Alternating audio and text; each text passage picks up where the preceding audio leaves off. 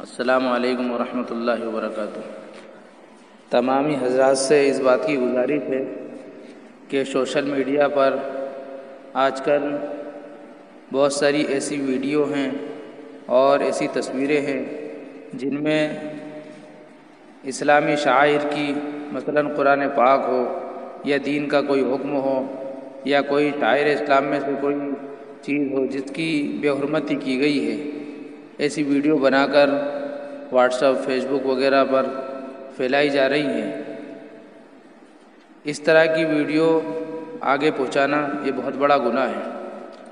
اس طرح سے مسلمانوں کے دلوں سے گستاخی اور بے ادبی کی وقعت اور اس پہ آنے والی غیرت ختم ہو جاتی ہے، اور اس بات کی کوشش کی جا رہی ہے اس دور میں کہ کسی طرح مسلمانوں کے دل سے قرآن کی عزت، دینی احکام کی عظمت نکل جائے، اور اس طرح کی ویڈیو کو پھیلانے سے مسلمانوں کے دلوں سے قرآن کی عظمت اور وقعت، اسی طرح شاعر اسلام کی وقعت و عظمت ختم ہوتی چلی جا رہی ہے۔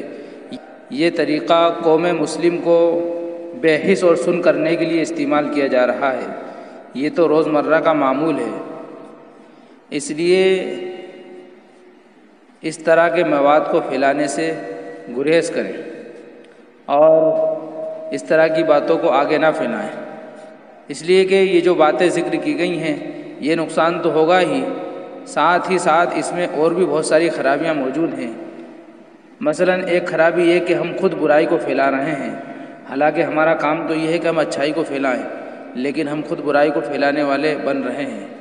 اسی طرح اس طرح کے واقعوں کو ہم آگے بڑھاتے رہتے ہیں، حالانکہ حدیث میں ہے کہ کفیٰ بالمرء کذبا ان یحدث بکل ما سمع، یعنی آدمی کے جھوٹا ہونے کے لیے اتنا ہی کافی ہے کہ وہ ہر سنائی چیز کو بتلاتا پھرے اور پھیلاتا پھرے۔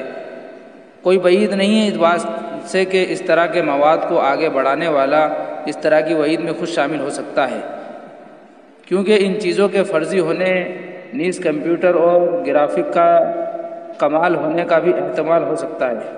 کوئی ضروری نہیں ہے کہ واقعتاً یہ حادثہ کہیں پیش بھی آیا ہو یا کوئی پرانا واقعہ ہو۔ اس طرح کی ویڈیوز بھی آگے شیئر کرنا شرعاً جائز نہیں ہے۔ اس میں تصویر سازی، تصویر کی اشاعت نیز بہت ساری برائیاں اس میں موجود ہیں۔ اس لیے مسلمانوں کو چاہیے کہ اپنے دینی شعائر کی اور ان چیزوں کی جن کو ہم مقدس مانتے ہیں، سمجھتے ہیں، پھیلا کر مسلمانوں کے دلوں سے اس کی عظمت کو، اس کی وقعت کو، اس کے وقار کو ختم نہ کریں اور اس طرح کی باتوں کو پھیلانے سے گریز کریں۔